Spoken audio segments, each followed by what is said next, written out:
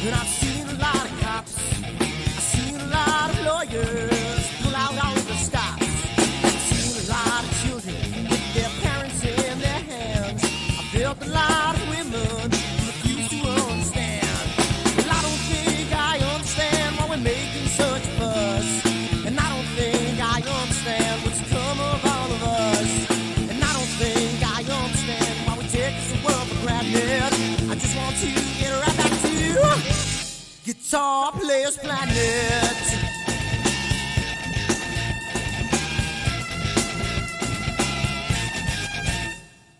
You see it in the papers, you read it every day. The riots and the fires going on in South LA. The muggers and the government, they're all wanting the same thing. They take you for your money and whatever else you bring. Well, I don't think I understand why we're making such a fuss. And I don't think I understand what's come of all of us. And I don't think I understand why we take this world for granted. I just want to get right back to Guitar Players Planet.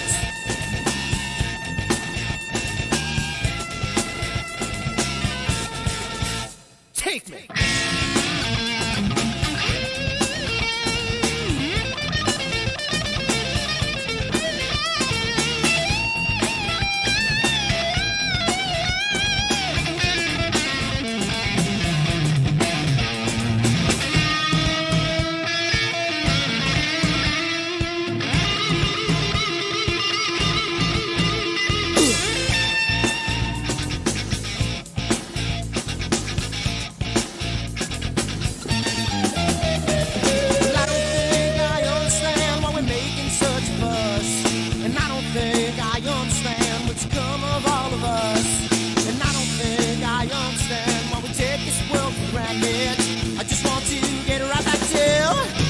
Guitar Players Planet. Guitar Players Planet. Guitar Players Planet.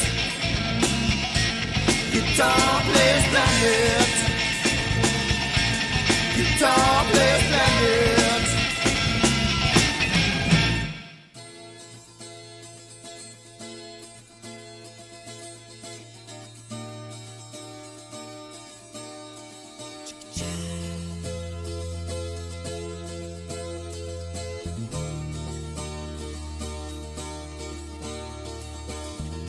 Sunny skies, the smell of palm tree air. Looking back, I could never feel fair. The way that music has touched my soul, the way that the South holds its control. But I've got a new way to choose. I'm gonna start running back to the land of new. Oh, na na na na na na.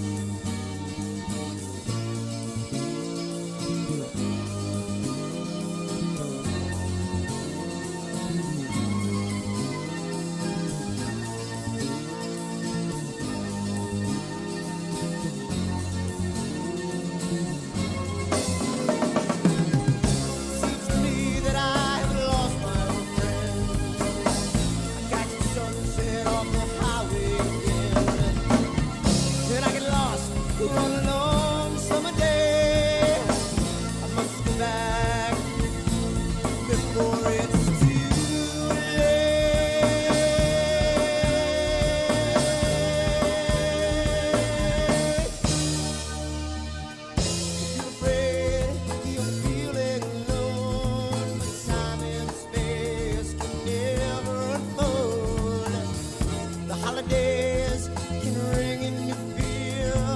The ghost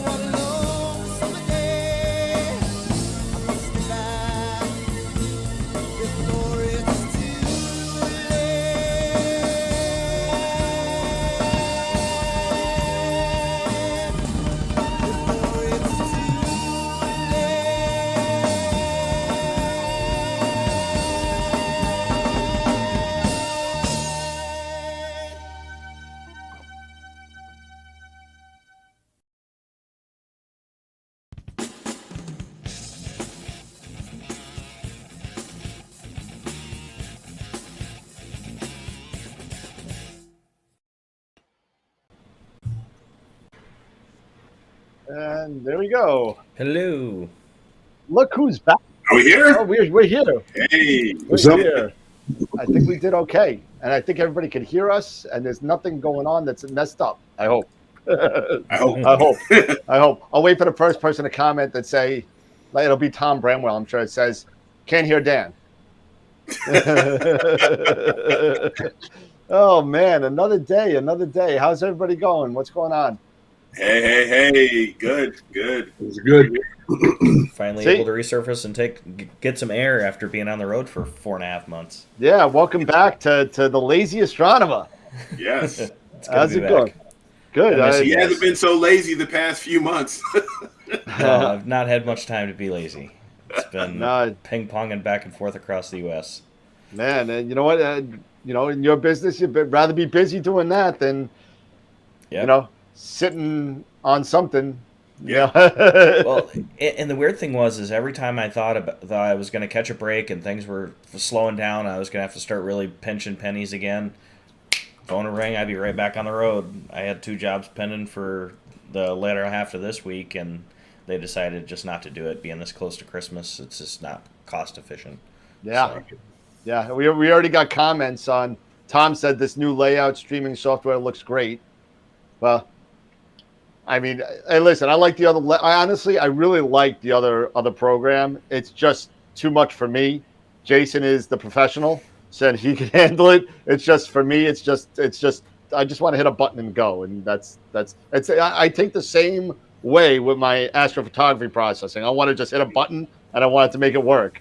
But it's definitely a lot easier. So. Yeah, you're the only astronomer out there that wants that, Dan. I don't know. I kind of like being able to just push one button and have it do things. I mean, I don't know. I know that Chuck Ayub is definitely like that. No, and I like the scrolling, the rolling scroll, scrolling bar here. Oh yeah, I got a second one too. I got another one that's coming across too. I like this, this whole setup. So it's pretty cool. Yeah. So just just some. I know you see it on the bottom as far as guests are concerned. But we got some upcoming stuff coming up real soon. It's December already. Yeah, it's December already. We got Christmas in a little over 3 weeks. It's crazy. This year has it's gone. We're already we got 3 2s. Got three 2s and and a 10. You're good. So, but we got on next Friday, the 7th. Not this Friday. The following Friday. We're going to be having Hendrik from Star Aid. So come and check out and see what the Star Aid's all about. It's going to be really, really cool. He's going to give us a rundown.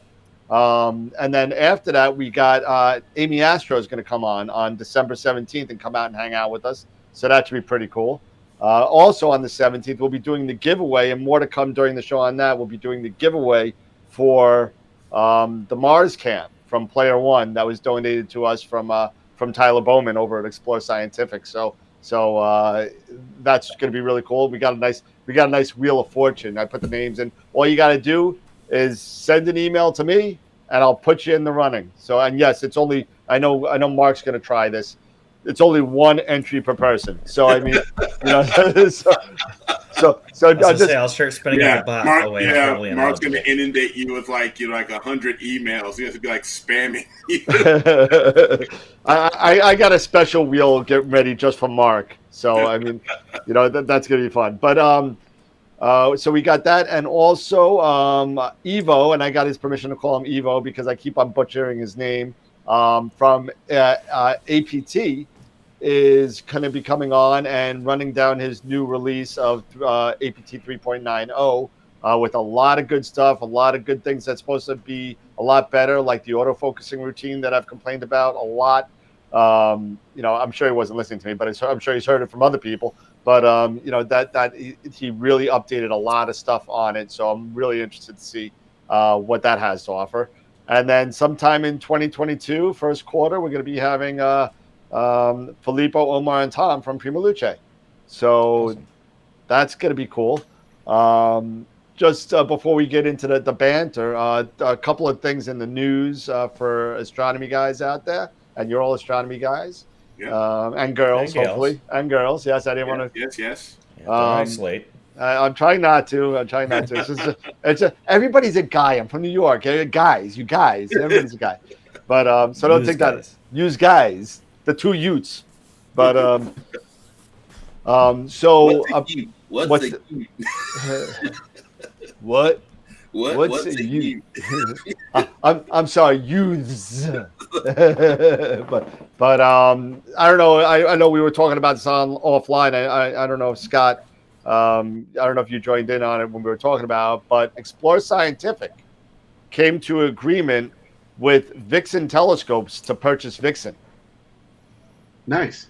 So that's something. It's weird what's going around. When you have Orion by Meade, now you got Explorer by Vixen. I just think it's funny that Explorer bought another white telescope maker, and so it's a white tube, and everything. It's just weird. But Well, I think what they're going to do is push everything. All the white tubes are going to go over to the Vixen line, and all the gray tubes are going to go into the Explorer line with the carbon fibers. probably, or they'll make a carbon fiber Vixen. That. Well, I mean, they're very similar optics to start with. Yeah, until you get into those weird ones like the VLC 200, I think it is. It's the what is it? Is it a CDK on it, or try to remember which one it is? VML 200. Okay. And you got the whole focuser. You got to collimate the focuser by putting a laser through the focuser and shining a dot through the hole in the secondary. You got to take the secondary hole. It's a big mess. It's a I tried to do it once. I was like, forget it. You want it? Send it to them. But and also I know we've been talking about Optolong and their 3 nanometer. I know everybody's been following the thread that Sean Nielsen and Ron Bretcher, they were all testing these 3 nanometer Optolong filters. They finally came out with a price point. So the price point right now, and I'm not saying you're going to get it by Christmas. I'm not promising. I'm just telling you the price. If you order before Christmas Day, before midnight on the 26th, you'll get the beginning price of $9.95 for the set. After Christmas Day, it bumps up to about $11.50. So if you want them and you're an Optolong user, And what size are these? Are these 2-inch? those are the 2-inch. Those are the 2-inch. Okay. And they're going to be coming in 2-inch and 36 millimeter. Oh, so no one's in the quarter. No one in the quarter. Not yet. They're all. I'm sure they're going to come out with them eventually, but right now, at the beginning, they're just coming out with 36 and 2s. Now, 36 are usually unmounted, aren't they? Yeah, they're going to be unmounted, I believe. Yeah, the only mounted are the 2 1 and and a the quarter, inch and a quarter. right? Yep. Yeah, I'm looking right Currently. now. I'm looking right now. Just want to make sure I got the price right. Okay, so I'm sorry. So it's the promo price until 12/25 is $969, and after that, it's $1179. Wow. So $200. So basically $200. Yeah. Yeah, $200 more. Can you do it on the pay for the rest of your life plan, like the? Like what? Like pay $34 for like 5 years? Yeah. You still haven't gotten it yet. Put it all on bread. Put it on bread. So I'd put it on bread for 5 years if I can get it for the $200 off. yeah, but you're gonna spend the $200 in interest. In interest. But most of those have like a 1 year interest free. So Yeah, you could do it, but if you sign up for the 5 years, yeah, they automatically start banging you for interest. Mm-hmm. So even though you don't spend the $200, you're gonna spend that interest until you pay it off. Yep. well, more than that because they'll jack the interest rate up. I paid it off early and they never jacked it up. So Yeah, I paid stuff off and I've never had problems with the interest. yeah, I mean I've done it with High Point, OPT, and Woodland Hills, and I've never had. Yeah, those are the main 3, aren't they? That take bread, right? Yeah, well, with bread, and I actually tried to get into bread, and because we're such small fries over here on Long Island, that you need to have a certain amount of sales before they even consider you. Sure. So apparently, maybe now we do with this COVID thing, it just totally like blew up our sales. I mean, maybe we'll try again this year, but if we can get in, that'd be great. Yeah, that does make a big difference. Overall, it's not a bad service.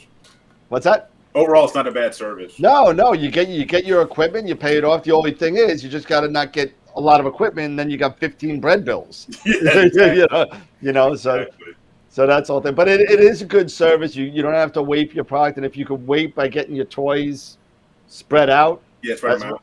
as long as your wallet and your wife or husband decides to let you go, then you'll be safe. But I mean, I've used it. I have a ton of. I mean, I don't have any bread. I'm still paying off the Aunt Leah's. I think I only got like $300 left on that. But but hey, so we'll see. I can't wait to see the pictures that Sean. I know he put out a couple of pictures for He the did H some Alpha rooms the other day. I think he did H Alpha. I haven't seen an O3. I haven't seen an O3 with a bright star in it yet. So Okay. I'm waiting to see what he has for that. So I think that's going to be interesting. Now, here's my thing with these filters, right? Now, Sure. with me right now, I use 12 nanometer filters because I'm using the Rasa, and when I first got the Rasa, they were all recommending, get 12 nanometers. Now it's turned out you can use as low as 6, probably, maybe even a little bit lower now. So I ended up buying them, and I actually purchased 2 different sets. Originally, I purchased the Optilongs, and then I got Astronomics not too soon after that. So I decided to do a comparison, right, using with the Rasa. So here, I'm going to share my screen here, and let's see here. Let me see if I can do this for the first time. Yeah. Yeah. Don't show again ever. Yeah. Okay. So let's go here. All right. Let me know. You guys see my screen? Yeah. Hold on. Let me put it on the stream real quick. Yeah, he's got to authorize it. That's okay. That's the Mark Ellis filter. So if I don't want him on, I just leave him in the green room. Right. So you guys good? Because I can't see. Yeah, you're good. All right. So this is H Alpha. This is using the Optilong 12 nanometer, and this is H Alpha. The flying bat. Yep. Look at those halos. Wow, what the hell? So you can see the halos. Did you pay extra for those? Yeah. So, Eric, that looks like a freaking golf driver right in the middle of that halo. It does, right? That's the wire from the. That's the wire from the Rasa. Yeah. Okay. So these are the Optilong 12 nanometer. This is the Astronomic. 12. That's a 12 as well, right? This is a 12 as well. Yeah. You see how bright that star is. That looks a lot better. That looks a heck of a lot better. So the reason I'm showing this is because now it's telling me, with the Optilongs, at least with this particular filter, these filters, because this is happening also on my O3s. My O3s are even worse on the Optilongs. I haven't had a chance to get any clear skies yet for doing O3 with the Astronomics yet, so I'm really curious to see that. But just looking at the HAs, right? It just goes to show, when you're comparing two different products, but they're both 12 nanometer, how important those coatings are. Yeah, absolutely. So that just takes you take that into account. I'm looking at to see if I have. Yeah, I mean that's kind of interesting. And I'm just looking at for the O3. Of course, I don't have it. I just have H Alpha. I was looking at to see if I have a horse head, just an O3. But I could show you. Let's see. What's good? What has a bright star in O3? Don't I have a jellyfish? There we go. So I just found. When I did the processing, I just found that quite interesting. Yeah, I mean it's definitely interesting because it's interesting to trade off different filters to see what you get with Yeah, each one. see what so you can compare these. Absolutely. You know, so now it's basically telling me is okay. So now, at least for right now, the Optolongs, I stuck those in my filter wheel. Woo! Ooh, hello. Hi there. Ah, somebody get the phone. They're trying to reach you about your expired warranty. Yeah, no kidding. Right? No, they're not reaching. They got me once today. They can't get him. Yeah, actually, it's kind of funny because right now the phone has been ringing off the hook here at the house, so I apologize for that because it is Shark Puppet's birthday today. It's his 12th birthday. So people have from the whole family's been calling him and, wishing him a happy birthday. So how much data was that picture, Eric? which one? The one with the halo. 300. All right. Well, I don't have I got a 3-minute shot of the veil with the bright one in there. And yeah. And I'll show you real quick. And this is the 03. It was in the 03? Those were both HA. All right, so I'll show you the HA at 7 nanometers. Okay. And let me just pull it up real quick, and let me get the 7 nanometer HA. And there we go. Let me just do a little quick stretch. Did you do anything on it? Did you do a stretch, just a regular stretch, or? No, no, I haven't done any stretch. That was just the auto stretch from off of PI. Yeah. Okay, so here's the bright star on when I get there in the veil, and there you go. Yep. Okay, and right there, and I mean I got nothing. I mean No. this is the Optolong, and this is only a 180 second 3-minute, but Yeah, there's no halos. there's no halos there. There's no halo there. Yeah, and that's at 7. But again, we're not really comparing apples to apples because this is an 80 Esprit as opposed to a Rasa. Or Rasa. But Right. but just to give you an idea, I But mean, you still shouldn't be getting haloing. Doesn't Yeah. matter what scope it is. not that bad. Not that bad. That's what I'm saying. That tells me that the coatings may be defective. Yeah, I agree. Could be. Could very well be. That's why, and now, How old are those filters, Eric? Optolongs to the Astronomics. How old are those filters? I would say less than just about a year old. I'd contact the manufacturer and say, hey, listen, take a peek, Yeah.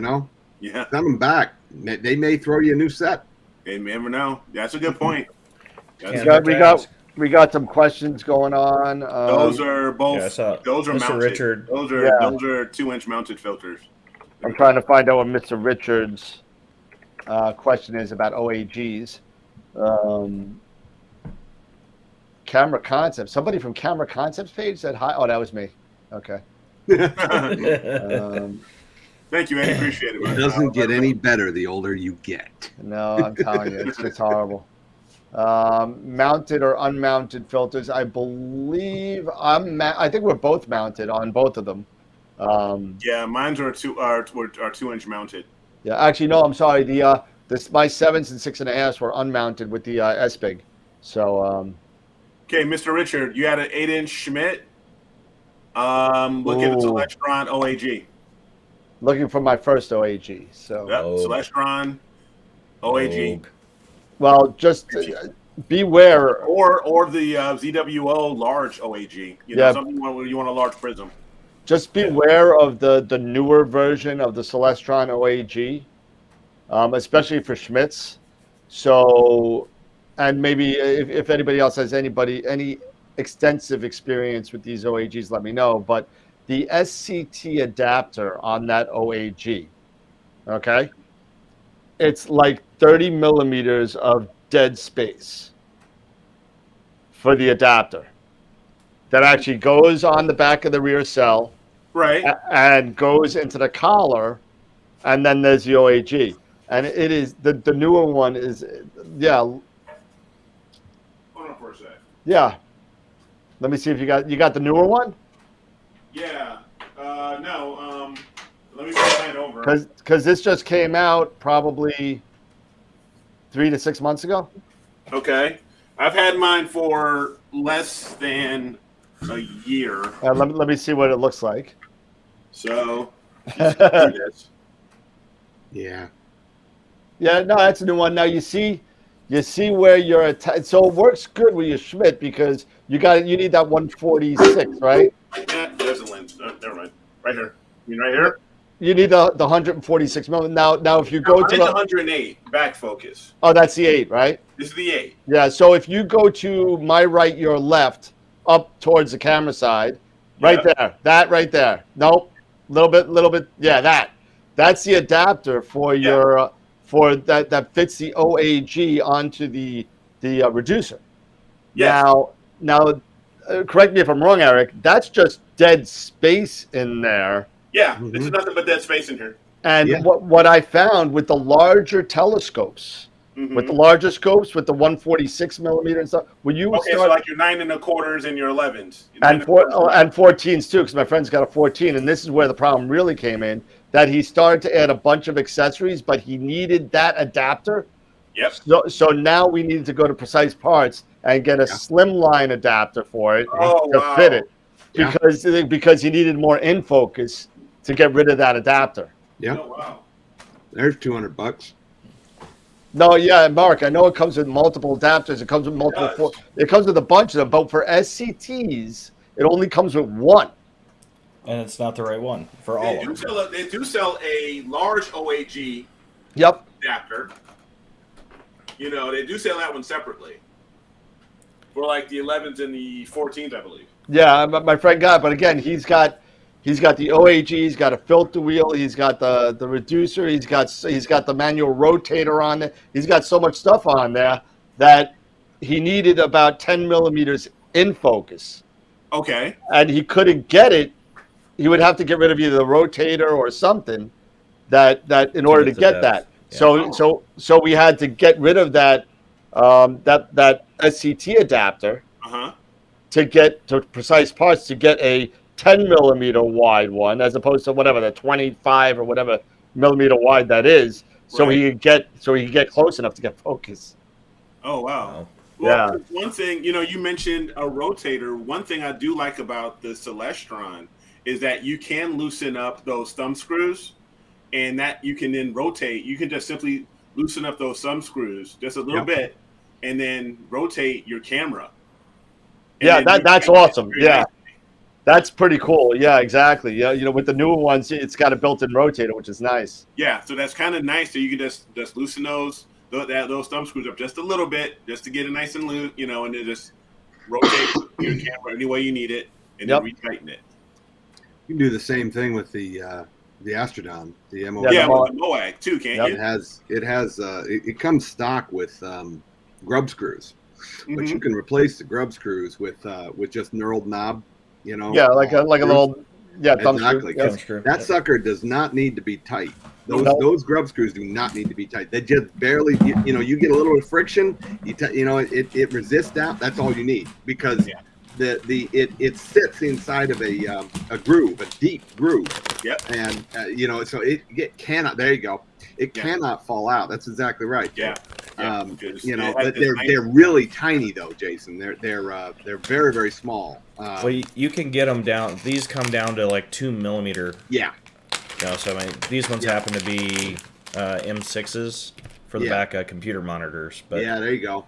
Something like that, and you only need it in one position, So you get it on the front of that MOAG, and you just loosen, and then you can just rotate that sucker as smooth as butter. Somebody asked, oh wow! Hey, by the way, there's a Jessica. I think it's Wenke. Yeah, Jessie Wenke. Yeah, Jessie. Yeah, that's my friend. Yeah, she's talking about getting into mono. I know. She is getting ready to pull the trigger on a 2600, and do it. And her and I have been talking. She's actually I met Jessie at NEAF. I think it's now 3 years ago, and we had a conversation online. Just a friendly conversation online. Are you going to NEAF? Yeah. Okay. I said, say hi. I'll be in the booth. This girl comes walking up to me. He goes, "Hi, I'm Jesse. I just want to say hi. I know you're busy." So it was really really cool that that she came up, and then she actually invited me. She actually hosted a astrophotographers, like I guess a chat with Pete. That's how I met Pete Proul from IP for AP. And that's how he and I met, and a couple other people were on that. I forget exactly who, but it was a lot of fun. Any reason not to buy the ZWO? Is the large one any better? Well, the Celestron's better made. I don't know, but you do want the larger prism when you're working with Schmidt-Cassegrain. Yep. That's the big thing. You And don't. You want they're that both 12, the 12 nanometer. You want 12 that 12 millimeter. millimeter prism that the Astrodon has, because the Astrodon, the MOAG is also a 12 millimeter, is it not? Scott, is it 12 millimeter? The Astrodon's 12 millimeter. Yeah. So and the Celestron's 12 millimeter and the large ZWO, they're all 12 millimeter. So that's the big key. Yep. Okay, when it comes to Schmidt, because you're going to be using since you have such a long focal length, and you had a long focal length, you have to have. It's so hard when you're using those smaller OAGs to see those guide stars. Yep. It's ridiculously difficult. Okay. So this is right, just right Scott? It's ridiculously difficult. It's ridiculous. I was trying to capture a 2700 plus millimeter, and I got like 1 star. Yeah, exactly. So for me, to get using the Celestron OAG with an 8 millimeter, with an 8-inch Schmidt, you have everything set up so you have the correct back focus. It's all set up to give you the proper back focus. So it makes things very, very easy for you. Now, the other thing when you're talking about an off-axis guider is you need to make sure you have the right guide camera. Yeah. Because you need a guide camera that has a large sensor. And when I say a large sensor, that's why I'm talking about the ASI 174 mm. Yep. Okay. Because I have the 120 mm and I have the 290 mm, all of them, the mini guide scopes, and every one of them, they are very small sensors. So your stars are very small and very difficult to see. Yeah. So you need that larger sensor on that camera. And once you do that, because that's what I have on the edge here, I haven't had a problem since. Once you get it in focus, you're set. And that's one cool thing I like about the Celestron. It also has that helical focuser. Now you can't buy a helical focuser with, because I have one here. You can buy a helical focuser for the ZWO, but it's an extra piece that you have to purchase. Yep. Versus the Celestron, which is already included. Yep. Yeah, there's a lot of cool things with the Celestron auto guider. It's just when if you're putting a lot of stuff on a longer focal length scope, you may have an issue with back focus. Yes. So just be careful.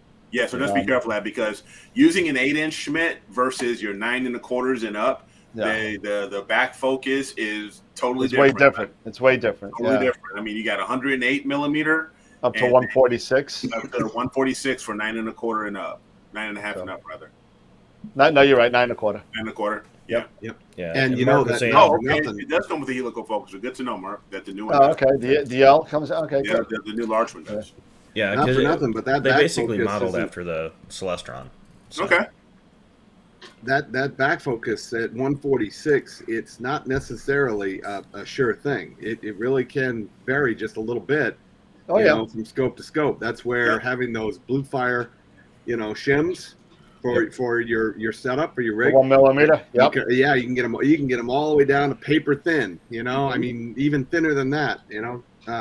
And you can dial that back focus right in until you're right on the money. Yeah, I had an issue the other night. I know I put it on the AstroWorld, the admin chat. I guess my flattener must have turned as I was moving the scope. So all of a sudden I'm taking pictures, And for those of you that know CCD Inspector, you can actually take your picture and put it into this program, and it'll check your curvature and your tilt and your focus. So it'll check everything. And so if it's a dark blue, you're good. If it looks like daylight, it's not good. So half the screen was dark blue and the other half was light blue. And I had like a 29 or 30% curvature. It was a big mess. It took me, but that's one of the things when we're talking about flatteners is that if you have shims like you have and you need to adjust by 1 millimeter, or you get an adjustable flattener that you can move it a millimeter or two, or up to 15 actually with mine. But you just got to be careful. It does tighten down, but if you're tired and you lift the scope up every day like I do, and you just accidentally move that flattener, now you're taking a picture and you're wondering why everything is all streaky. So, it took me about 35 minutes to get back to, single digit curvature. But one thing Jessica was asking was filters. Yes. And that's been a bone of contention with us, since we started. We're always talking about what filters are this, what filters are that. Yep. It really depends on your kind of setup, what your pocketbook looks like, because you can spend $3,000 on filters just like that. And honestly, if you're just getting into it and you're looking at doing the 2600 anyways, I think they've got a pretty good holiday deal going right now where you can get the 7 nanometer in the filter wheel already mounted, and it mounts directly to the 2600. It's a hell of a way to get started, and at least gives you a good start point. Yep. And then as you decide that you've kind of reached the maximum of what you can do with those 7 nanometer, then you can take and bite off buying into the $1,200 to $4,000 sets to get you that next step up. But that's a good point. Getting your feet underneath you, you really can't beat the combo deal that they've already got built, and all the resellers have that kit. So it's just a matter of getting it. It does have to ship, so it's going to take a little bit of time. But I know it was in their holiday specials. So yeah, it is. If you're ready to pull the trigger, I'd recommend jumping on that kit. Yeah, if I remember right, I'll pull a price up real quick. So I want to say it's like $2,400 for the camera. Was actually on there, and it is for the 26. It is $32.99. Okay, is that with the wheel and that's with the wheel and everything? Yep, that's the bundle. Yeah, it comes with the wheel. And it's $2,700 for just the camera. And that also includes, because that includes the OAG, the 36 millimeter filters, and the 7 slot EFW. What camera, Jason, is 2,700? The 2600? The 26 is mono. The color is. It's $2,700. Yeah.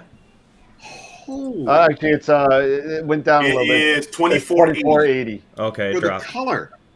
No, the color is $19.99. Okay. God, last I looked, the color was $19.99. Yeah, the color is $19.99, and that brings up a question speaking of this camera, that I'm going to pose to you guys. Is this a question you were talking about? This is the question I was talking about. Okay. Now, you guys know I do both. I have the mono that I'm dabbling, that I'm really getting into, but when I first started out, I've always been a one-shot color guy. And you also know about my refractors. Or lack of. Or refractors. Exactly. So I want to get you guys' opinion on if you had $2,000 to spend and you had to choose, what would you choose? Would you choose the 2600 one-shot color or the William Optics Fluoro Star 91? Definitely the camera. 91. You know what I'd do? Really, really simple. I'd buy both of them and not tell anybody.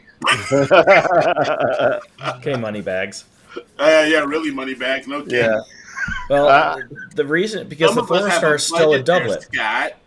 What? Yeah, but it's a 91 Fluoro Star. It's awesome. Yeah, but it's a doublet.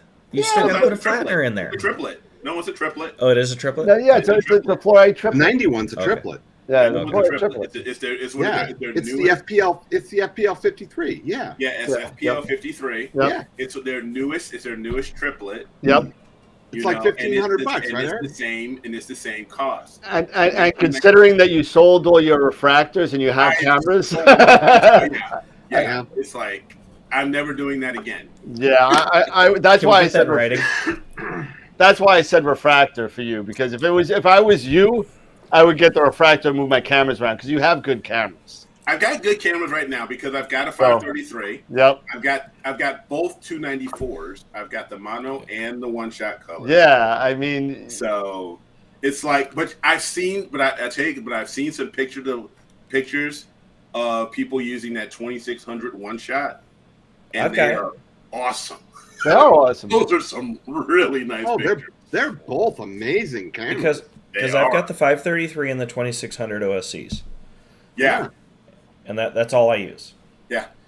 Well, and they've been solid performers. You know, if money was no object and I had the time, I'd be looking at probably getting the 2600 mono. Yeah. But, you know, it's not just the mono camera, then it's the filter wheel and another $2,000 exactly. filters. Yeah, exactly. So I mean, I'm thinking about this because $6,000 buy-in. Yeah, yeah, you know, with exactly. me with the Rasa, you know, the Rasa is almost like it's not one shot color exclusive, but you know, the majority of Rasa owners use one shot colors. I mean, you can definitely. I've been using the mono, but it's just, you know, I saw that and I'm just like, oh boy, what should Eric do for Christmas? I mean, we do actually have some more questions up here. One from Josh Kovac. Anyone know if there's a version of the star reduction script that uses Star Exterminator instead of StarNet? I don't know of any. That doesn't mean it's not out there. Yeah, not that I know. It's probably a custom written script. It's not default in there, of course. No, because PixInsight have been getting the hooks into StarNet for a while now, so they've been writing a lot with it. Star Exterminator, don't get me wrong, Star Exterminator is not new by any means, but it's newer to the PixInsight team. And so maybe in the future there'll be something coming out. I know that they were talking about Star Exterminator on the Masters of PixInsight class last night. So it looks like there may be something coming in the works, maybe in the future, but don't quote me on that. I'm not 100% sure on that. Okay. But for now, we're working with StarNet and Exterminator as its own script on the side, and that's where we're at right now. But at Star Exterminator, if you want to spend whatever the $69 or whatever it is to get it, because it'll plug into PI, correct? Yeah, it does. But you have to purchase it. I don't even think there's a trial. No, it's a straight up purchase. Yeah, it's straight up purchase for, I believe it's $69 or $59 US. And then you download it in as a repository, like you did your either game script or any Harmon, Bornemann, whatever, anything that's in there. And you would get the updates as they give out updates once you update your repository. Well, and Josh was just saying that he was getting a lot of artifacts using StarNet, which is why he's looking at it. A lot of those artifacts typically come because of the way your flats, correct? Yeah. So I would check your flats and check the train. If you're getting artifacts, that's typically where you're going to see the issue, which is why they went to StarNet, because it was much more effective at cleaning everything up, but it also has that glaring showcase when you have an issue. It's going to scream at you and say, hey, your flats are bad. And some of the artifacts that I've seen are kind of like, I want to say leftover halos kind of thing. That they're not really artifacts. Yeah. They're not really. So don't let that fool you. Once you put the picture back together, those artifacts are going to disappear. Because they're under the stars. Yeah. So you want to they kind of fool you a little bit. And also check your scaling on StarNet. You may want to change if you're the bigger or the larger or smaller scaling of the star reduction and star replacement. That may be giving you some artifacts that you may or may not want. So you want to check that out as well. And there was another Sean Nielsen did a great video on StarNet and Star, Star Exterminator side by side. So check out his video on it as well. Oh yeah, that's right. I forgot about that. Christopher has a question here. Yep. Why are the prisms on OAGs open on the back? I have had to use some black tape to get rid of reflections bouncing through the prism to the main camera sensor. That's just piss poor manufacturing. Oh, wait, hold on. I got to mute Scott now. Hold on a second. I was going to say, I think he just fell off. Well, that shouldn't happen. Most of them are mounted with a black backdrop, Yeah. especially in the higher end. But not everybody does, because you got to find places to cut costs. Yep. Is typically why it's done. So, And you know what? Just make sure that it's not a reflection. Make sure it's not a shadow, because maybe your prism is too far into your image train. So you might have to adjust if you're able to adjust where the prism is in your train to kind of do that, and make sure that doesn't happen either. So I'm sure that Christopher knows the difference between a shadow and a reflection. I'm sure he knows that. But just make sure everything's right, because that should not happen. I've used OFX guiders quite a bit, and I've seen more of a shadow from the prism being into the image train as You gotta far put the as stock up. Raise your prism up. Yeah, that's one of the things right there I saw a glaring difference, and don't get me wrong, I love my CWO products, but I was having a real issue with the OAG, and a couple other ones as well. But the OAG, that little prism that was in there, when I held it up side by side to that Astrodon and that prism and that Astrodon, it was like looking at one as a Pinto, the other one was a Corvette, and it just, there was absolutely no comparison, none. The prism in that Astrodon, and I'm sure that the Celestron is along the similar lines as far as the quality of the glass that is in that prism and the quality of the mirror coating that's on the back of that prism. Everything goes through that. If that's not rock solid, you're going to suffer. Yeah, Chris said it works great with black tape. The reflection is gone. So I hate to say that you got to put black tape on the back of a prism, but I wouldn't use black tape. I would use flat black paint, or like one of those markers, kind of with the flat marker. No, you don't want to do the markers, because markers tend to streak. Yeah. So you do need it to be a little bit more of a matte. Solid. Your safest thing, if you're really skilled and have a fine hand, go pick up a decent grade nail polish. That's lacquer, because it won't degrade. Oh, there you go. You don't want to use tape, because as temperature fluctuates, the glue will delaminate, and it'll leave a really bad residue and cause further issues. But if you're using a good nail polish or something like that, or even like an automotive paint touch-up pen, go to a model shop and get a bottle of flat black testers. Yep. There you go. There you go. And a really, really fine brush. Pull that mirror right out of the stock, right out of that sucker, flip it over, and very, very carefully, just touch it. Just take your time. Don't rush. Take your time. And do it in layers. Yep. Yeah, you don't want it big and thick, because you don't want it to get where you don't want it to be. It needs to be nice, thin, even. And it may take you 5 or 6 rounds to get it all coated. But it won't take long to dry. Those lacquers. No, it dries super quick. Very, very fast. 20 minutes between coats. Josh actually said that it's a square artifact. So I asked him to send me the picture with StarNet that he has. So hopefully he can send it to me so we can take a look at it. But usually the artifacts that I've seen are like star shaped, and again, those aren't really artifacts. They're just kind of shading differentials when they take the stars out. He said it was looking like a tile, like a square tile. Yeah. So hey, let's take a look at it. Take a look at it. Yeah, we'll see if we could do that. Take a look at it. I told him to send it to my email address. So, any other questions out there? Hey, Why the prisms okay? Star reduction. Filter we always spoke about. Any recommendations on the? Oh, never, okay. I think that's it. I think we're caught up. I think we caught up so far. Yeah, I think we're all caught up. Yeah, I was just scanning through. I love having the chat, like everybody's chat right here. I love it. It is nice. It's every single platform. It's all right here. I got Twitch, I got Twitter, I got YouTube, Facebook, everything. I got everything right there. I don't have to go back and forth between monitors to look at YouTube on one side and everything else on the other. No, that is nice. Yeah, it's and you know what the great I think and I don't know if anybody you guys are watching on YouTube, that the dropouts there aren't many, if any. So I was gonna say I've been watching on YouTube, and I'm seeing, other than the 20-second delay, it looks like it's been fine.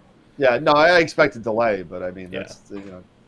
that's hey, everything looks good to me. I'm loving how easy this is. No stream decks or hitting buttons and screwing things up. I love it. So that Yeah. takes all the fun out of doing a live production. yeah. Well, that's why we need you, Jason. We need you to do this because it's way beyond me. I am man enough or human enough to admit where my lack of knowledge is not there. So I give it to you.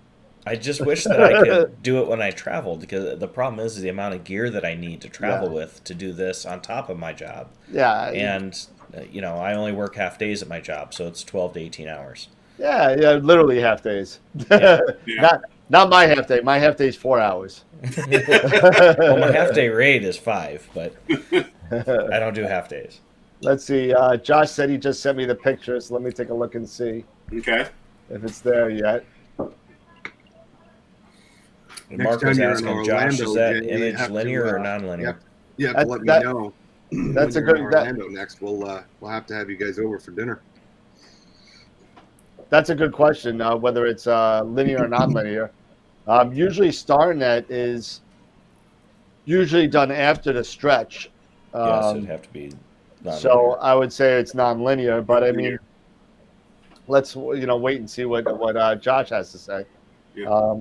Non-linear already stretched, so I'm just waiting for the picture to come in. I haven't gotten it yet, so when we get it, I'll bring it up. So lots of stuff going on, lots of stuff. Yeah. So also telling you guys, I've got my new project that I'm doing. Oh yeah, you were saying you have another project. I have another project that I'm working on, and this is dealing with around in the backyard to deal with. Let me just show it to you. Oh, the wind, right? The wind. Ah. Yes. Oh And God. it is an absolute. You know what? He built a house. I'm building a house. Yes, I'm building a house. So let me just share this really fast. So this is just a couple, the first phase. I don't know if you guys can see this yet. Yep. We got the poles. Oh my God, yeah, what a monster. Yeah. So basically this is gonna be I got this, I know people have been doing stuff like this, so it's kind of like a skybox. Yep. So this is 1-inch PVC, and it's 8 by 10. Okay. So the next plan is to extend this to make it more of an L shape. Right. I'll add on, go another 10 feet here, Right. in length, and then 8-inch in height. And then I purchased tarps. Okay. So I'll bungee them onto the back of here, and I also bought some sand For the feet. Yeah, for the feet, and here for the center, if necessary. I bought some of these wraparound Velcro sandbags that I Gotcha. can put around the base and maybe even in the center here if necessary. And Cool. what's kind of nice is that with being PVC, it'll be relatively easy for me to move it around. Yeah. So I was going to say, with what you're doing here, the PVC does make it nice to move. But one of the issues that typically comes with PVC is after a while it'll break down. most guys use the EMT conduit. Yep. And because you can get all the adapters similar to what you've got there in the PVC for not terribly much more. And using the EMT, it won't break down. And what is EMT again? It's the conduit that you run wiring through in a building. Okay. You Okay. just get it at your hardware store. 10 foot of 3/4, like $5-6. Okay. And then there's a company that makes what's called is it Magic Frame. But they're specifically built to grab the EMT. You can do 3/4 or 1 inch. Mm-hmm. And they clamp together. A lot of the guys, the YouTubers especially, are using them for their studios because they build the frame and then they'll hang lights and the cameras and stuff off of that grid over top of their station. So Sure. they can have multiple hang points and build a little mini studio grid. Okay. I'll have to look at. Yeah, that'll be the next thing. Because right now this wasn't too expensive to build this. So far, I think I've spent just over $100. Tom Bramwell said he lies a large rectangular beach umbrella on its side. That's another way. Because that's this is a good topic to start to discuss. Is how do you deal with these types of things, especially you got this beautiful night, clear sky, and it's 60-mile-an-hour winds. 60-mile-an-hour winds. Yeah, hell, that's a sail at 60 miles an hour. Yeah, you ain't kidding. No, 16, not 60.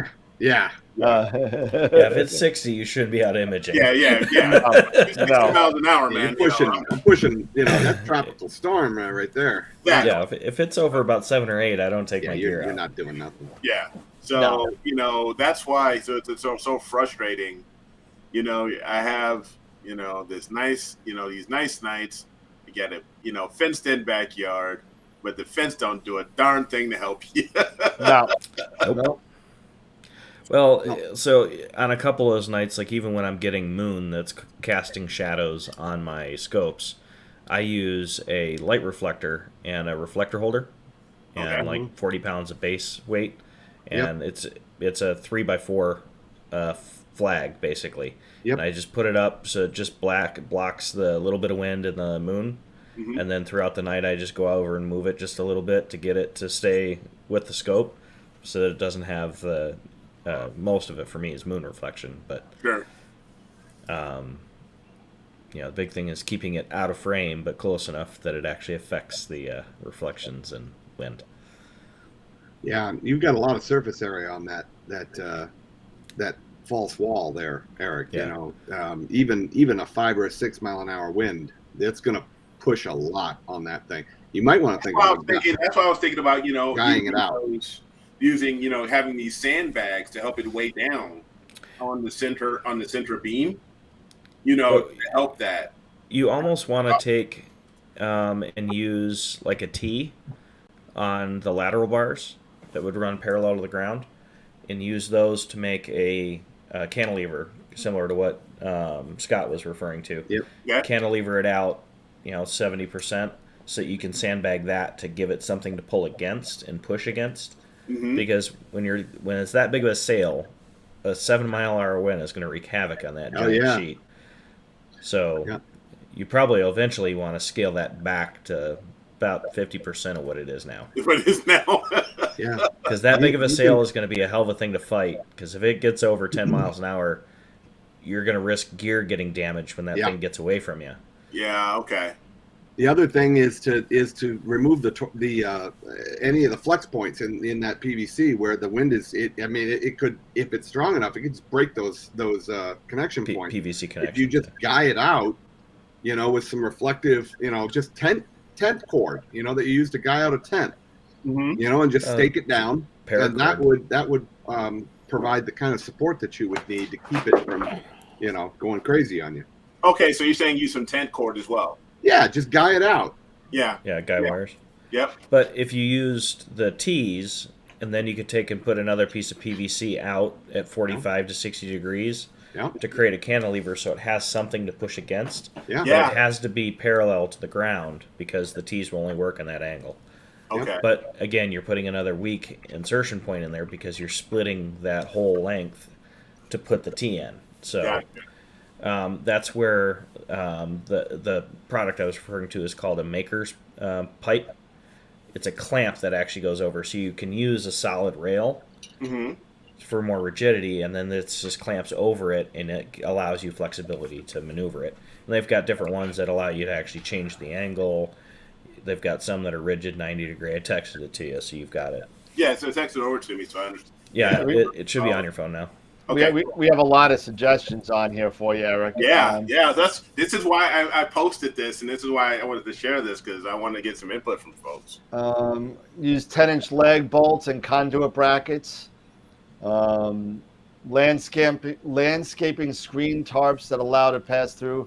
It'll diffuse it and doesn't blow your scope around, but it takes a lot of force off the wall in the wind. Yeah, so like the sunshade. Yep. Okay. And why is my chat not working? There we go. Well, so I got the picture in. I got something really I have not seen. And I'm gonna share it to you real quick. Okay. Share screen 2. Share. Didn't he have kind of a boxy artifact in one of the other pictures he sent you? No, that was something else. That was an alignment thing, but I don't think this is an alignment thing. And I'll put it on the stream now. Where is it? I think this is it. There we go. Now, if you look around these blue stars here, there's a nice square artifact here, and here, and here. Zoom in on that. But why is it only blue? It's not. It's not. If you look at the white. Oh, wow. Okay. See that? Wow. You see that? You see that even more. Yeah, square. But I'm seeing a lot of modeling too, like over Yeah, here. is this a mosaic? That's a good question. I don't know. It's a pretty wide field. So you got the flaming star here. Yeah, and then you got the tadpole over You there. got the tadpole. You got 2 globs here. Yeah, the fly over there next to it. Yeah. That'd be interesting. Is this a not a mosaic? Not a mosaic. Mosaic, okay. Oh, this was the red. I was just seeing a lot of different color differences, which is why I said that. Zoom back in on that one again. Which one? The blue stars? No, the one where it was very evident. Yeah, right there, that one. Wow, look at that. God, that looks like that just about looks like a sensor. So you're saying that was a red cat? Wow. I don't think that's a StarNet issue though. I don't think that's a StarNet thing. That's another product. You know What camera are you using, Josh? He's nice and wide. Oh no, it's a great picture. Not there before star reduction, Josh says. Star reduction. All right, star reduction with StarNet. I'm guessing. I've seen that before. Change your StarNet setting. Mark said, okay. Is that Mark? Is that the scaling issue that I was talking about before? If he knows, maybe It's that's usually what triggers it. that could be the scaling issue. And I know that both Sean Nielsen and his name, I'm drawing a blank. The guy from Tucson, Adam Block. Adam Block has a really good piece in his subscription that goes over that pretty good, that details out how to do the settings and change it from the defaults. Because a lot of it's going to be by your pixel pitch and by the size of your sensors. Yeah, it's the stride setting. That's what it is. Yes, default's 128. Mark said to try 64 and 32. Yep, that's what it was. That's what I meant. because it's going to be a smaller sampling at that point, so it'll be a little. That'll help feather some of that out. Yeah, give that a shot. Sense. Thank you, Mark Ellis. Mark Ellis saves the day there. There you go. Mark's got his nuggets. Mark's got his nuggets. So yeah, no. Okay, so there you go. A StarNet issue. Hopefully that's solved. Give it a shot at. I would say because it's so wide, I would say start at the 32 level, 32. and then if you get away with the 32 level, try the 64 and see if it works out. If not, stay at the 32. You know that's definitely. I'm sorry, I said scaling, but it is the stride rate for it. So scaling was other processes. Hey, Josh, did you say what camera you were using for that? I see you're using the Red Cat 51, so. I think he's got a DSLR. Okay. I don't think he's using a cooled camera. I think he's got a DSLR. Yeah, but I mean that's definitely not. You know, I don't think that's the camera issue. If he didn't see it before StarNet, I mean, I would definitely just fool around with the settings. There's only one setting in StarNet. That's it. There's only one setting. So he says it is a DSLR. So, yeah, depending on the DSLR and what the sensor pixel pitch and stuff is, which is a little bit harder to dig up depending on the manufacturer and model, that very well could be the trigger. And I'd drop down to 32. Yeah, so Josh, give it a shot at 32 and tell us your results because we'd like to know.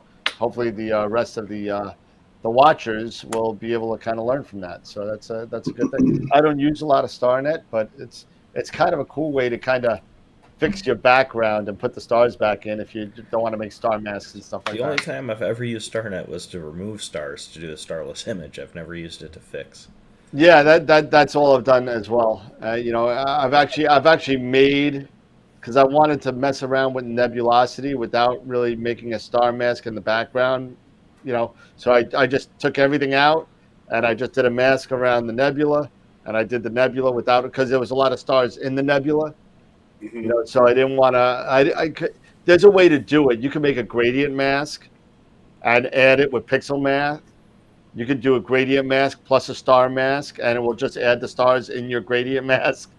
So it won't mess with the stars. It'll just mess with your nebula. Yeah. But that's something I picked up a couple of weeks ago from Masters of Pix Insight as well. But it's let's see. Yeah, Quiv did a video on it as well, where he pulled all the stars out and then adjusted his nebula, you know, the way he liked it, and then dropped the stars back in, and you know, and then did a reduction, you know, take the stars down a little bit afterwards, and he got great results. His video on it is pretty good. I'm glad you caught that, Dan. What? Yeah, StarNet you don't want to run multiple times. Oh yeah, yeah. I was like, wait, what? So that's a one and done kind of thing. Yeah. Unless you're adding and bringing it back, or taking out, fixing, and then adding it back in. But again, you're just using the mask to do that. Yeah, you definitely don't want to do multiple iterations of StarNet. That will definitely not help a lot. It'll screw up your background, if anything. The other question for you is specifically what DSLR is that? Is that Canon, Nikon? Is that one of the mirrorless, standard DSLR? Yeah, what model? Just out of morbid curiosity. Bob's Pick Taker.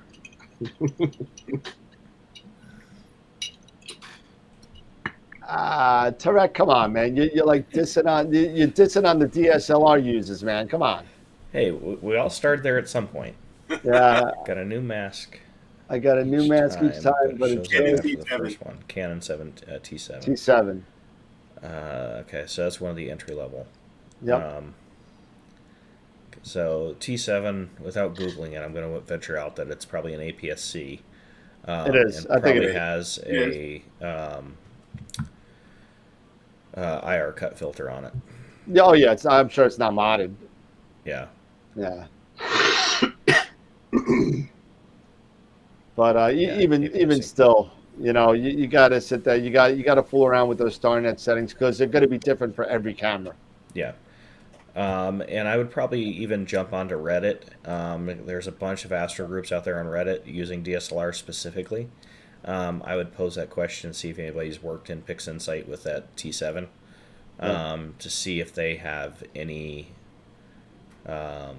key indicators or things that they had to do to fix. But that's where I would probably go, because that's a very specific question. More so probably to that model of camera than anything else. And he says he's using the Bader Skyco filter, 3.7 UM. I'm sure that's fine. And you got, what, 3.7 micron?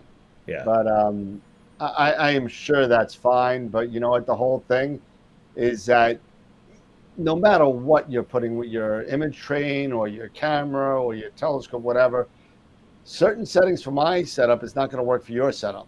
So you're going to have to kind of plug along, and you're going to have to kind of fool around with settings. You're going to have to fool around with them and see what works for you. The other thing, along the lines of what Tarek was commenting there, if there's an electronic front curtain shutter on those T7s, you could be getting that and not see it until you do that StarNet. Because the electronic front curtain shutters will tend to cause a boxing. Yep. Because of the way that the shutter works. Yeah, the way it rolls. Yep. Especially for long exposure. But just some interesting news for those of you that are out there that kind of actually like listening to us. We now have a Discord server that I actually just started tonight. So if you guys want to join the Discord server, I'm going to throw it in all the areas, so you'll get the link right now. And if you ever have a question, just throw it on the Discord server. It goes right to our phones. So there you go. Question for Josh is, did you see the issue with this image or all other images? Tarek, in the prior chat, I believe he only saw this after the StarNet and the reintegration back together. So, again, I don't know if we got the answer of if you ran StarNet 3 times or not. But if that's the case, I would go back and just do it once and see if you see it. And change the stride level. Mostly this one. I've seen it in others, but not as bad. Only with this StarNet. I'd love to see a picture without using StarNet that you've seen it in. The other thing too is this in RAW or JPEG? Good question. That's a valid question. As a professional photographer, I never ever shoot in RAW. Or in JPEG. JPEG. Oh, you're scaring me, bro. You're scaring me. I'm like, whoa. I always shoot JPEG, man. Always shooting. So Josh is saying it is RAW. Okay. I just love that compression, man. That compression is just awesome. But I sent it out to people, and people are all just mushy. Yeah, you should definitely be shooting RAW file. He says he is shooting RAW, but it's happening after StarNet. Yeah, but you got to remember, even if he's shooting RAW, he's at the point post-stretch at this point. So it really doesn't matter as much. Well, it would only if he was in JPEG working with a compressed image anyways, doing all of these treatments to it, and then turning it linear again. Heading into StarNet would then really exacerbate any issues that he would have in his sensor. But the fact that it's not in the same spot, it's just on the hot spots highlights, is telling me it's just going to be in that slider.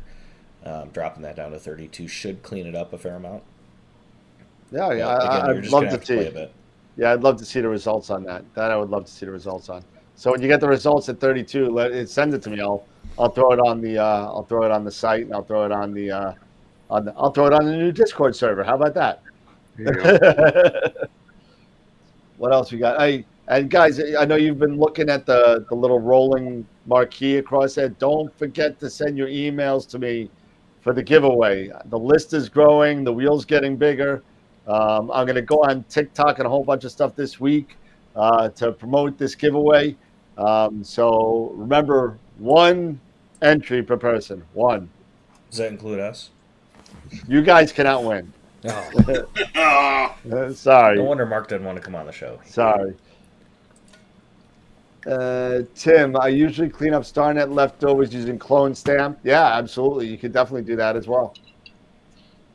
Yeah, I don't think Clone Step's going to fix this issue, though. It's a little, Yeah, I mean, little It's Tim, muddy. yeah, I don't know if I don't know if you're just logging in. If you want, I'll be happy to show the picture again. Um, give me a second. I'll show it to Yeah, Tim that's gonna be a bloody mess. because let's see. I'll do this real quick, and I'll show it again. And there we go. And as you zoom on in, and I'll go to the star that has the most noticeable one. Nice square area there. Square around the blue stars here as well. So you get a little idea of what we're talking about, Tim. What does it look like in the nebulosity? Drop down to that. Yeah, right in there. Pull in on that. Does it show up there at all? Not not so as much. Really? Not at all. Not really. So it's just a star. Huh. Well, I don't know. Maybe. No. No. I'm seeing a little splotchiness, which means maybe a little too aggressive on the noise reduction. Yeah. There it is. Look at that. Yeah, that's Look at another that star right there. That's another Wow. one right here. Yep. Yeah, it is. That's like something right out of Minecraft. You gotta. Josh is saying check the small nebula lower left. Your other left. There you go. Oh yeah, look at that. Well, that's not really. I guess that is somewhat nebula, but there's a lot of star in there too. Yeah, but Yeah. Wow, look at that.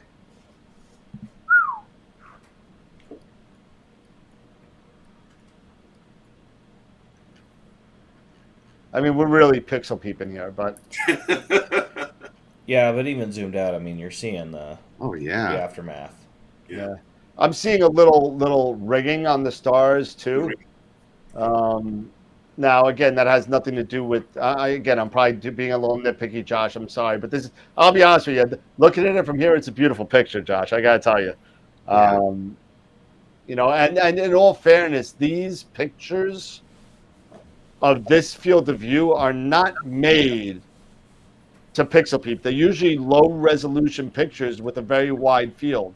And the way I think about it is if you pixel peep these pictures, you're really doing an injustice to the picture. Yeah, I agree. Especially with it being this wide of a field. It's like kind of hitting the guy while he's down. I mean, you know, it's like you got this beautiful picture here, but yeah, you know what? If I go all the way in, I'm sure I could talk about modeling here, and you know, I could talk about all this other stuff. But you know what? When I look at this, if I had this on my wall, I'd be very proud of that picture. So I just got to say that. Yeah. Well, and Josh is kind of pointing out that he may have overdone it a bit in the noise reduction. Mm-hmm. So Yeah. maybe backing up nonlinear. Start again. And taking a little bit of that reduction off, because Mm-hmm. you can clean a lot of that up in post with some pretty good filters in Photoshop. I wouldn't go over zealous on it that early in the phase, unless you had a lot of hot pixels and things like that, but there are other ways to clean that up. Yeah, you could do that in cosmetic correction. You could just Cosmetic correction would take a lot of that out without having to degrade a lot of this or get all that splotchiness that we're seeing. And you know, Josh, if you want, if you're using PixInsight, which I'm pretty sure you are since you're using StarNet, but if you're using PixInsight and you have it saved in a project, feel free to send the project file over to us as well, and we can check the image history on it and take a look at it. Yeah, and if you don't have some of the real good astronomy plugins for Photoshop, you might look into them. There are some really good ones. Yeah, I know. Just noise reduction for me, a lot of people run on it, including our friend Simon. But Topaz Lab denoise. Yep. Yeah, I don't like it. And Clear AI has worked decent. I keep it very minimal because it does tend to de-blemish things quite a bit to blur it out. So I do it very minimally to get rid of some of the big specular noise, but in a quick pinch, it works. The noise There are other reduction in tools PI that is you're- good too. Yeah. Easy denoise. I used that like twice, and I dumped it. And I thought thought the it was easy too suite was blunt. going to be easy. It's too blunt. It's more work than it's worth. It muddies too much It, up. it like takes a hammer to the picture. It's like, Yeah. I mean, it's easy, I but think I think Adam you got. Block Go referred ahead. to it. Adam Block referred to it like taking a paint roller to the Sistine Chapel. Yeah, yeah, I agree. I agree. Yeah. I mean, I'll say this: it's easy, but I think that what you lose in lack of control when you're doing whether easy denoiser, easy deconvolution, the whole easy suite. Oh, easy sweet, yeah. I mean, I think I end up correcting more stuff than Yeah. it did. Yeah. And he And I said just he does use easy denoise, and I highly recommend against that. Do it yourself Yeah. so you can control the variables. Control it. They do so much that it tends to do more damage than good. So I would skip the easy suite for this. Yeah. And definitely look at. I know Sean's done. I mean, there's a bunch of stuff out there. I don't want to just keep picking on Sean's stuff, but Sean Adam Block's got a really good thing in his beginner tutorial. Yeah, And Fix if you do TV, his, sure. yep. So I mean, there are a lot of really good tools at your disposal that aren't necessarily expensive. Some of them are free. That'll get you a much better result. It's just going to be a little bit more work to get yourself trained. And I'm not one to lecture you because I'm still training myself. So We all are. We all are, Jay. Yeah. but that easy the whole easy suite I found to be more detrimental than helpful. Yeah. Although I got the best thing that this is all stuff from Dark Archon, and the best thing that he has come out with is the speed up for the StarNet. If you have an NVIDIA video card, if you have an NVIDIA video card and you have not taken advantage of the CUDA speed up that he wrote up, well, he didn't write up CUDA, but he figured out a way to use your GPU to process StarNet as opposed to your CPU. And through some of NVIDIA's programs and some stuff that he put together, he was able to get this done. And let me tell you, normally StarNet for my old computer would take me 30 minutes. Doing this, it takes 5. And, it's incredible how fast it goes. But that's good. Now the GPUs are going to be significantly faster than CPU anyway. So Yeah, I've been looking forward to playing with some fresh images on my new M1 Mac. Yeah. About the This guy. Uh, And this is why we still hate Jason. hey, you know what? All the Mac guys are on the right side of the screen, and then there's everybody else. Right or correct? Yeah, right. Exactly. We're on the correct side. There you go.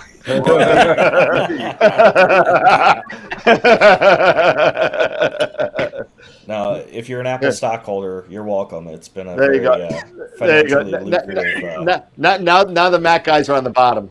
mhm. Yuck. Exactly, right. Yuck. Oh man, no. Listen, Macs are awesome. I mean, I have a lot of Mac stuff going on. I got to be honest with you. Jason was not detrimental, but he helped me a huge amount on putting this Windows computer together. And I still got to take it. I got to get somebody in there that knows a little bit more than I do on maybe to tweak it a little bit. But I got a friend that's going to take a look at it. I'm going to give him the tower and just play around with it. Maybe he could get my RGB Corsair lights to work. But hey man, this thing is awesome. And I know Frank, who's on there now. He just purchased. He's getting his computer on Friday. Ryzen 9 16 core 5950. It's going to be sick. Yeah. Yeah. I was very disheartened when I put the new M1 Max 64 gig unified up against my Threadripper. I have a very expensive Threadripper that my Mac, that cost me a third of what my Threadripper did, smokes it. Really? Yeah. Oh my God. The M1 is off the. It's crazy. It's insane how fast that M1 Max is. So I have a project that I did. It was an 1.5-hour training video. So there's a mix of 4K footage. I have some 6K red cine camera, a bunch of 3 different cameras that are at 1080. So it's a smattering of different resolutions and formats. Color correction on everything. A bunch of audio cleanup. Rendered it out on the PC using Premiere.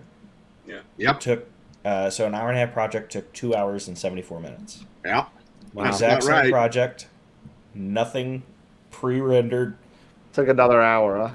No, it took me 18.5 minutes. Yeah. Wow. Yeah. It smoked It's my $15,000 incredible. custom-built PC. Wow. It smoked it. And you know what? Here's the other thing about that, right?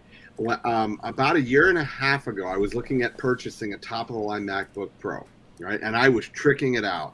You know, everything. The only thing that I didn't go all the way to the expensive side on was the internal memory, and I still had 2 terabytes of internal memory. And I was looking at a price tag of about $5,600. Right now, you go onto the Mac site today, and I was using the Intel chips. Right, you go onto the Mac site today, you get a fully tricked out, same 2 terabyte, $43.99. Huh? Yeah, they're not $43.99. There you That's go. what I paid. $43.99. because they're not using those Intel chips anymore. That's right. They got their own chips. Yep. Baby. Well, the thing is the SoC sharing the RAM between the system and the GPU, CPU and GPU. I mean, Crazy.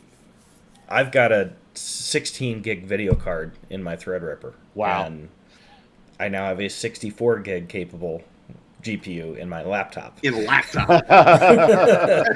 Yeah. And it just smokes it. Yeah. That's funny.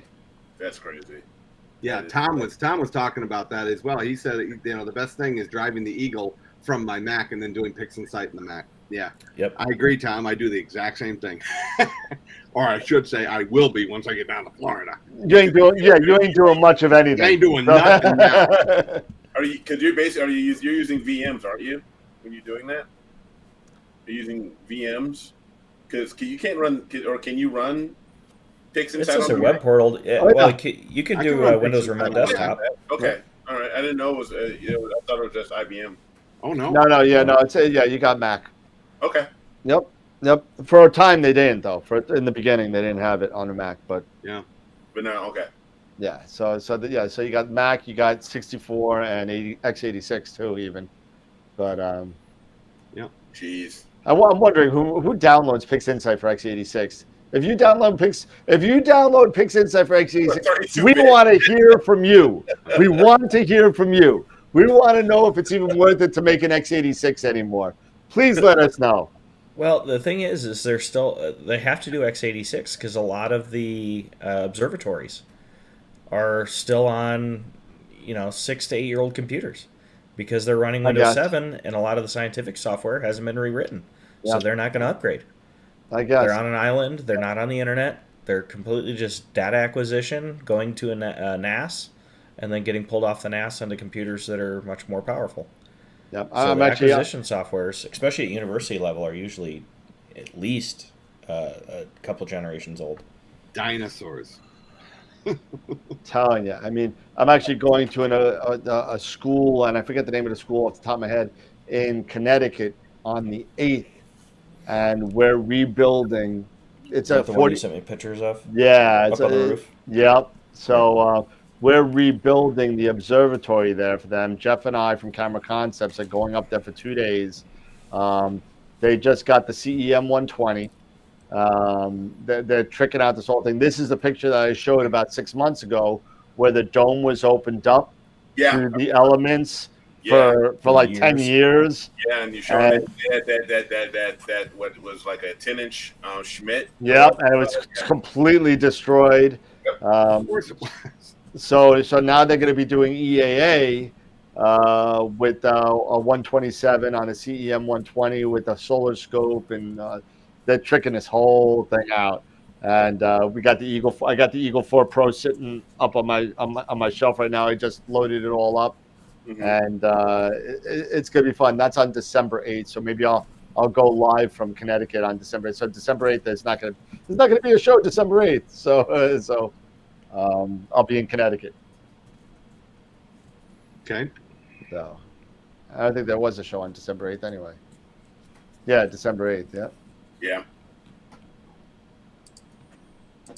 Yeah, the 8th is next Wednesday. It is. Yep. Time's flying, man. 2021 is over. It's unbelievable, man, how this is going. I mean, it's incredible. Well, I went from 0 to 1,000 miles an hour literally in 2 weeks. You mean as far as work? Yeah. Well, I mean, because I had nothing all the way through till the middle of July. Mm-hmm. And then Yeah. every time that like the calendar starts to die off, and I'm like, okay, time to buckle up. Here's the next round. I get home 2 days later, phone would ring. Hey, can you be on a plane tomorrow? Hey, Okay. no problem. And I got to second week of October, and there was nothing on the calendar. Literally within 4 hours, the rest of October, all of November, and I had one into the first week of December here. The one in December went away, but it's great to be busy. But Yeah. Yeah. So I mean, let's see. We got one more question. Oh no, Tom just said using remote desktop for the Eagle, then native Pix Insight for the Mac. Yeah. So yeah, that's pretty much what you would do. You would just bring it on over, bring any files you have on over from the Eagle. You could either do it wirelessly, you could do it with an Ethernet cable, you could do it whatever you want, and bring it on over to the Mac, and then, or if you want, you could do what I did on a couple of shows last year, where you did a live stack on SharpCap, and you just watch the picture get better and better and better over the course of time, which is kind of cool. Yeah, EAA with the Eagle and a Rasa or a Hyperstar, remote like that. That's going to be awesome. Yeah, I didn't even use that. I literally was just using my 80 millimeter. That was it. No reducer, no nothing. My Esprit and a camera, and I just let it run. I was online for like 3 hours. There's something like 1,900 views. I was tired. Tim McCollum said, I just got T-Mobile internet unit and my upload speeds went from 3 to 50. Yeah, I mean, that'll work. Yeah, mesh system is nice, man. yeah, I actually just installed the AX 4200 at my brother-in-law's house this last week, and yeah, the little puck wireless unit that he had, anywhere in the house he was getting like 20 to 30 meg, and he has symmetrical gigabit fiber at the house. It's municipal owned, so I mean he had amazing speed hardwired on everything except for his work computer. We put in that new mesh, and everybody was 300 to 500 meg consistently over Wi-Fi. But his work computer, unfortunately, has corporate securities on it, so it throttles him at like 128 meg top. He can get the full 960 upload, but he can't get the download speed any faster.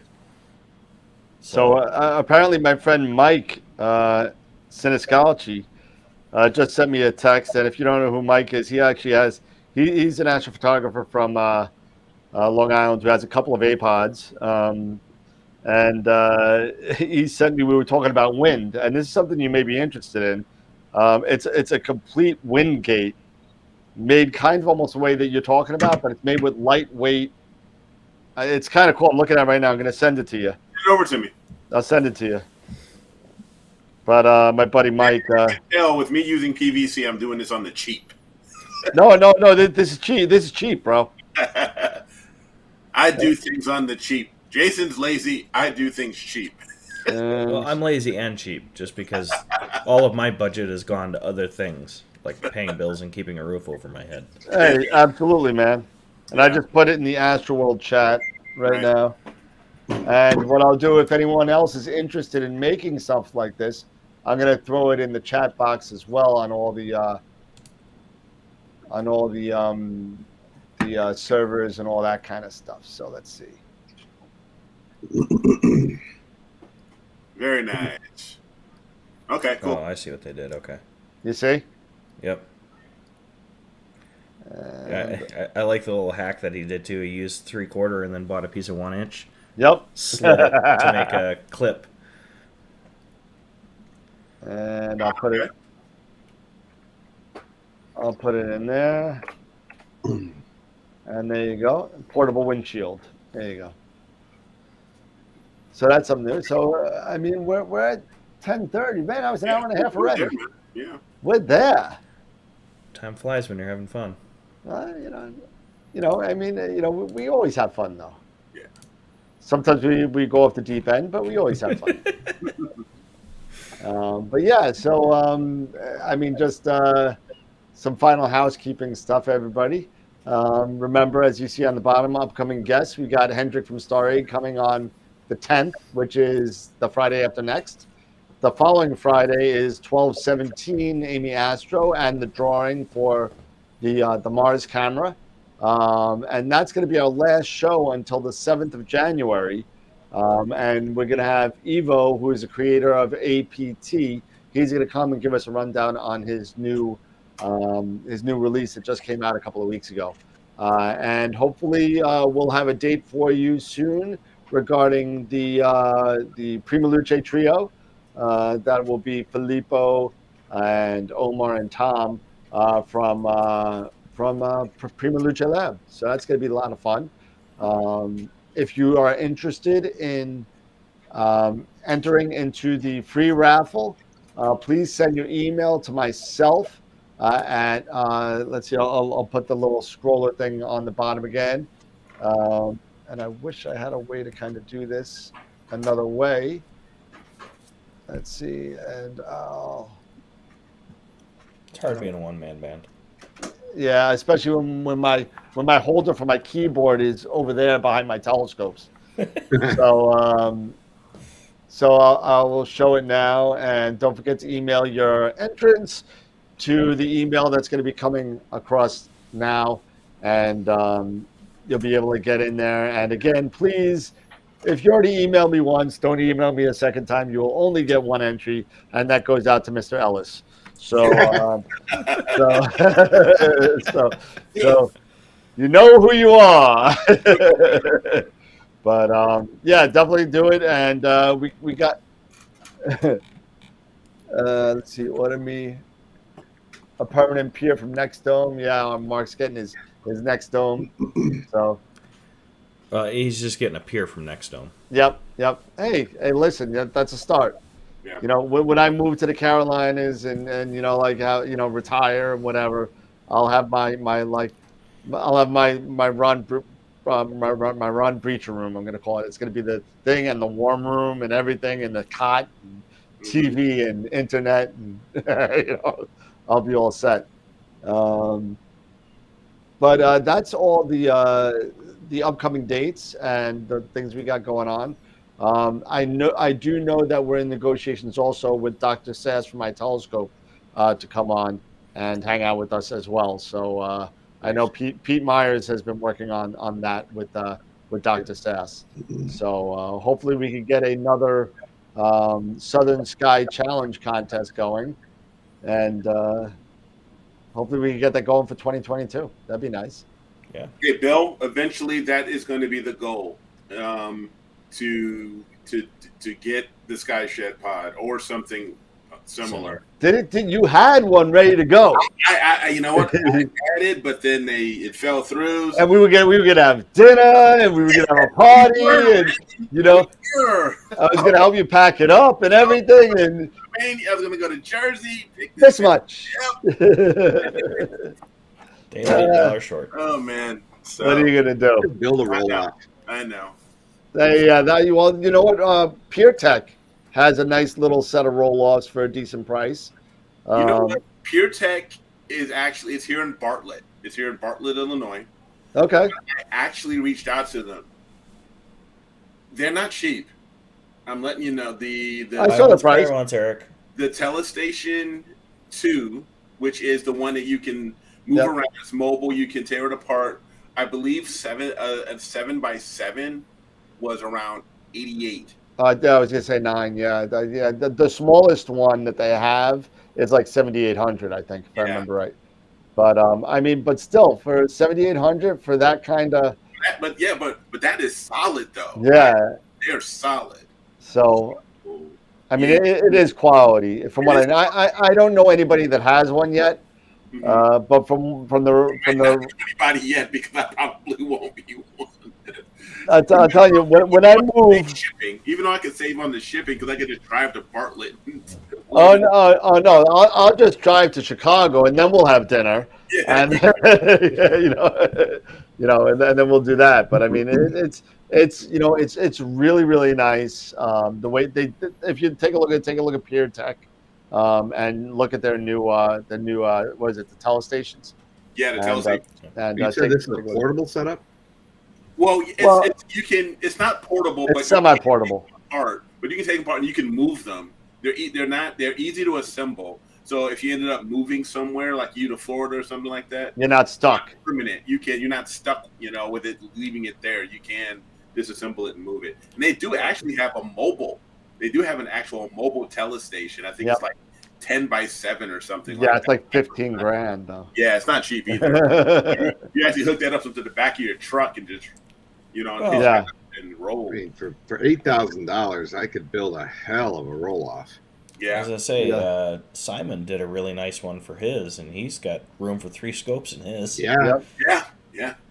He's also got the land to do it. So and the skies to want to do it. He's in New He Zealand. fights the same things we do. Just not as bad. Yeah. Hey, by the way, was there any update on the mount? The The CM60? no. The one that you gave up on. The harmonic drive from Oh, Sharpstar? Sharpstar. No, I have not played with it yet. I have not. Okay. Okay. Ever since that day, I mean, I even spoke about it with a customer of mine, and I asked him, I just wanted an outside eyeball looking in, and if you saw the show from I guess about 4 or 5 shows ago, where I went over the things that I thought needed to be improved, he mentioned almost all of them. Including the need to have Allen keys to adjust your azimuth was just, I mean, it's just horrible.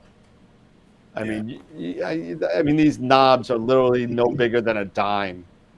I mean, you can't turn that. No, unless you got these little tiny fingers that are really strong. Mm-hmm. It's not happening. And then I'm on a group on Facebook for Rainbow Astro, and I'll tell you that company is really starting to pick up. There are hundreds and hundreds of people that are purchasing those mounts from Rainbow Astro, and we've been talking about the Rainbow, the cost of the Rainbow. I got it wrong on the 135. The 135 is 3,800. It's not 5,000. no, then they dropped the price, bro. That's a price then. They dropped the price. I'm looking at it right now on their site. It's $3,800 for the 135. Now, if you go up in the next one up to the 135E, that's 54. But then the 300 is 8,500. 8,500, yeah. Yeah, but the 130, the regular 135 is $3,800. And that holds how much without counting? 40 pounds. Yeah, too much money for not enough weight. Sorry. It's this big. I don't care. I don't care. I'm not. You know what? I right here, right on the side, right here. I got my 44-pounder right here. It may weigh a little bit more, but it works perfectly, and it's fine, and it's a third of the price. So Well, the 135 is really meant. It's not meant for you can use it in an observatory, but it's really meant for people that are traveling. that are mobile. Absolutely, yeah. I mean, that's what the sexiness of it is, that you're sitting there and you can put 40 pounds on a mount that weighs 15. That's Yeah. nothing. That's nothing. Yeah. So, So that's the whole appeal to those types of mounts. You know, Yeah.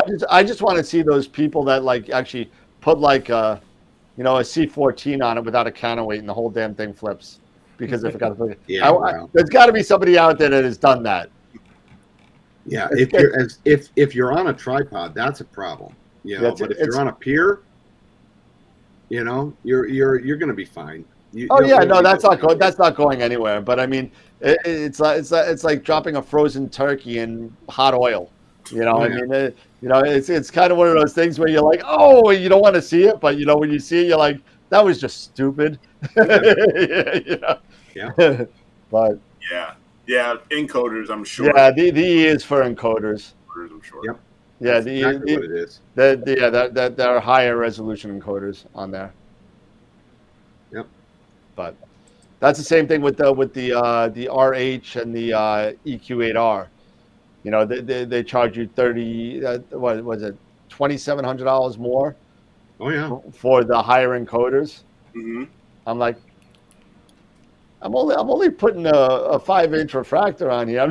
I don't need this craziness, you know. But maybe if I had an observatory, I would have, I would have sprung for it. But there's only so with the crappiest seating that we have in New York, why do I need those encoders? Yeah. Think about New York. Think about moving down there to North Carolina. Even with North Carolina, do you really think I'm going to need those encoders? I mean, in order to take advantage of those encoders, I need to be on like Mauna Kea. You know, in the middle of an island in the middle of the Pacific somewhere. I mean, you know, or in the desert in Utah. Yeah, or in the desert. You know, I mean, it's not going to help me. Yeah. You know, but I don't know. But anyway, we're at like 10:45. Yeah. All right.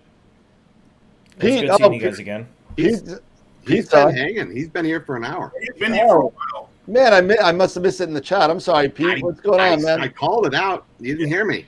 Yeah, Pete. You guys sometimes talk over each other, so. But yeah, hi Pete. I wasn't trying to ignore you. Great show last night.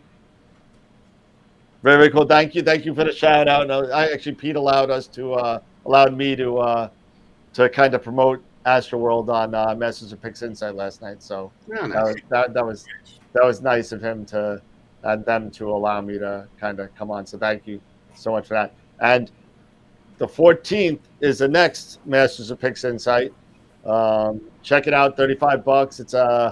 It's bringing out the detail again, but they're going into more detail and bringing about the detail. So it's gonna be interesting. I always learn something new. Last night's one was awesome because what they did was, it's something that I always was curious about, was how to mix two different scopes with two different focal lengths and add the data together. And it's a lot easier than I thought it was. I thought there was a lot to do to kind of do it, but it's really not a lot to do. Literally 2 seconds. Dialing up the detail. Thank you, Pete. Very nice. But it was awesome. They did M33 with I believe an 80 and an FSQ 106, and they put it together and got it done from start. Not from the masters to finished. Done in like 2 hours. I mean, we could have done a little bit better and did a little bit more craziness. But I mean, figure 3 or 4 hours, it would have been perfect. Yeah. But they got to do a multi-panel mosaic. I am sure that's coming. Yeah, I am sure. Believe it or not, they have a mosaics one. It's not a huge one about, but they do have a mosaics tutorial. Yep, they already have one. It's $35. You get it on Masters of Pix Insight. So say it was back in like April or May, wasn't it? Yeah, it was like one of the first 4 or 5. Yeah. Yeah, because I mean, doing mosaics for like what we do, Eric. With the Hyperstar. Yeah. Doing 5, 6, 8 panel mosaics. I mean, hello. Yeah. Absolutely. Let's see, Masters of Pix Insight, and let me see. Ah, Pete, that ain't nothing. We love you guys. Workshops, Pixie dying, noise, dying, mask on mask. Working with now, yeah, mosaics and other special techniques. It's called. Yeah. So, yeah, that was. Let's see, that was in the intermediate series. It's the third one down. So take a look at it, and if you're interested in mosaics, for $35, you get 2 hours with three of the best guys with Pix Insight. As far as I'm concerned, around, they're awesome. And don't forget the other ones out there as well, the Adam Block and Sean Nielsen. So don't forget those guys, and take a look at their tutorials as well, because they all have tutorials on Pix Insight. So take a look at that. Yep. Cool. And then you can justify spending that $600 on that acrylic, 40 by 60, for your big living room wall. And everybody that comes over, can look. Oh, you're talking about a print. I'm like, what are you talking about? A print, a photo. A 40 by 60. My house isn't even that big. Mm-hmm. I got a wall that I'm definitely going to be putting a print up on. Mm-hmm. You gotta take a picture first. I'll get there. So, he's only working on year 3. He's at least got another year before the government's on his butt about it. So. I used to like you guys. It all goes in cycles, Scott. So yeah. Don't worry, I'm the most hated member here. It's fine.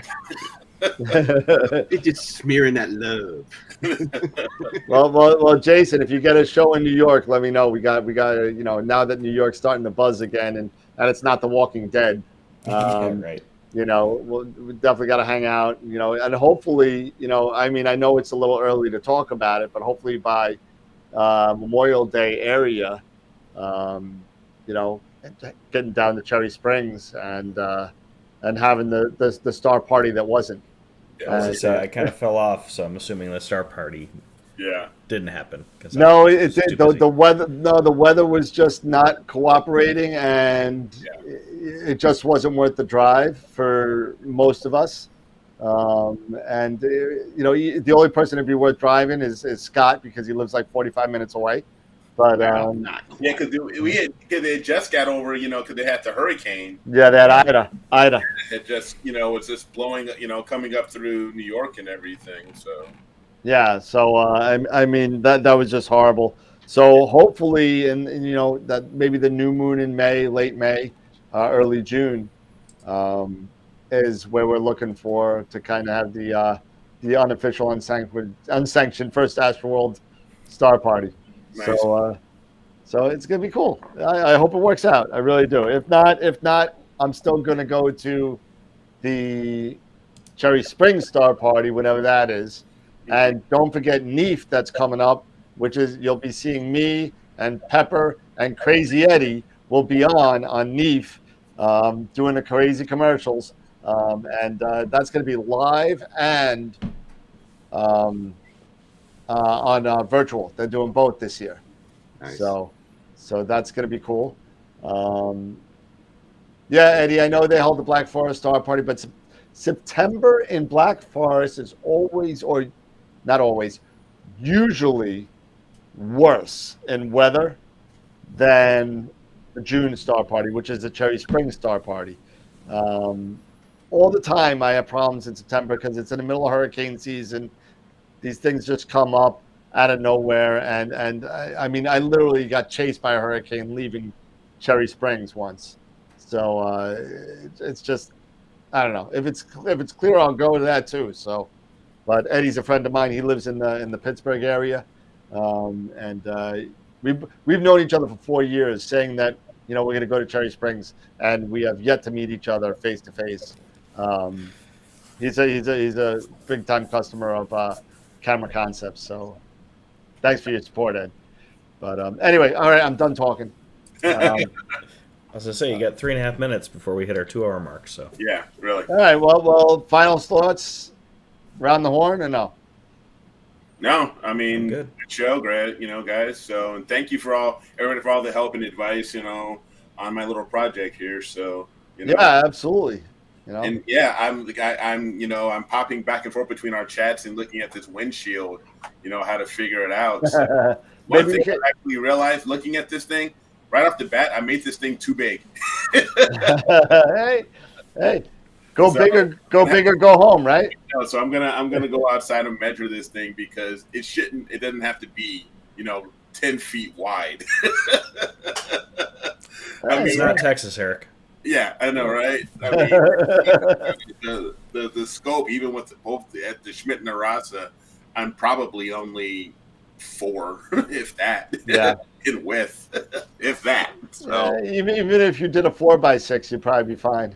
oh, But, yeah, but it's all about I was just gonna say, blocking the wind, If you man. did 5x5 by about 6 feet, you'd be more than fine. Yeah. yeah, Build Well, a that's box. the big thing, though, is because now because I've got that 18-inch block that the Pure is sitting on top of, so I've got to make sure. I guess I got to figure out that height. yeah, To take into account because it's not ground level, so I've got to take that into account. You had a foot and a half. 18-inch base, and then you've got a 3-foot. You got a 36-inch, pier, and then the mount and everything else on top of that. So Yep. yeah, maybe 6 foot. We'll see. All right. But cool, guys. Thanks. Scott, Jason.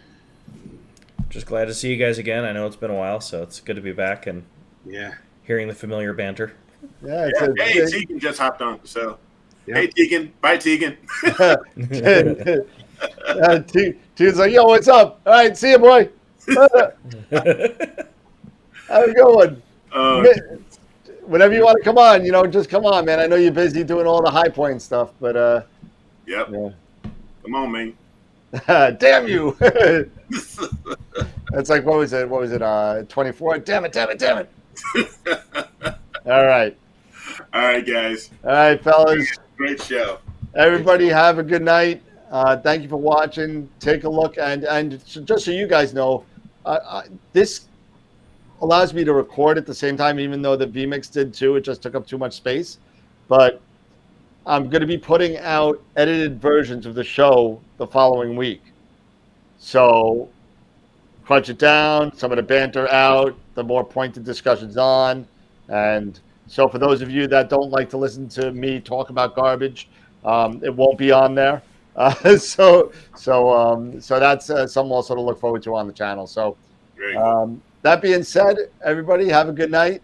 And as always, keep imaging, keep educating, and clear skies. And we'll see you Friday night. Have a good night. Bye for Okay, now. guys. Bye-bye. See you guys.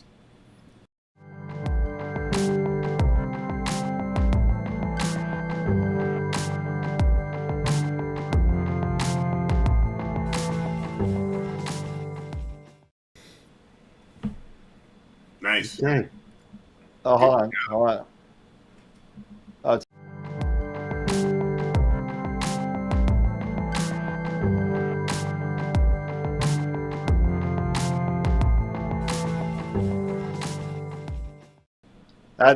that's funny because I didn't know it did that. It's back up again. Yeah, I know. Well, what happened was